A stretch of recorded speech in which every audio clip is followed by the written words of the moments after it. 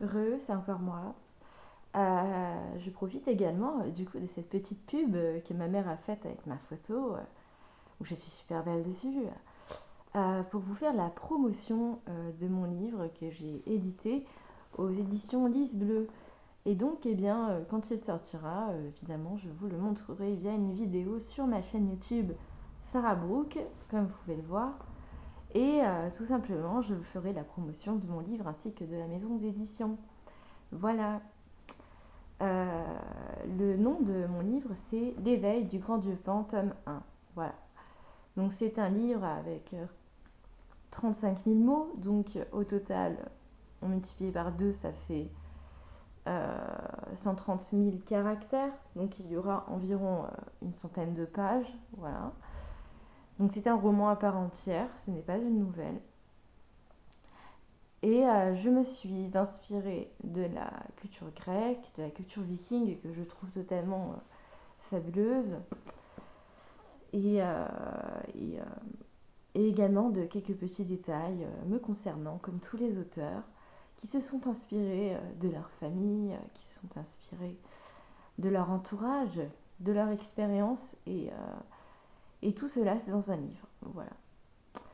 Alors, tout simplement, pour faire une nouveauté, il faut savoir que c'est une histoire LGBT, tout simplement pour faire du renouveau, parce que franchement, les mecs en France aujourd'hui, c'est plus ça, c'est du grand n'importe quoi. Et je pense qu'il y a pas mal de femmes qui ont compris que la plupart des mecs rappeurs et fumeurs de bœufs, on en a marre. Voilà. Surtout que leurs raps sont complètement remplis de doctrines islamistes et ils deviennent irrespectueux envers la femme. Ce que je déteste. Et tous ces mecs, je les fuis. Voilà. Alors, dans mon livre, je dénonce du coup ces personnes qui sont nihilistes, voilà, qui n'ont aucun espoir, qui n'ont aucune vision de la vie après la mort, par exemple. Via mes personnages, je me confronte à ces personnes-là. Je me raille d'eux, oui.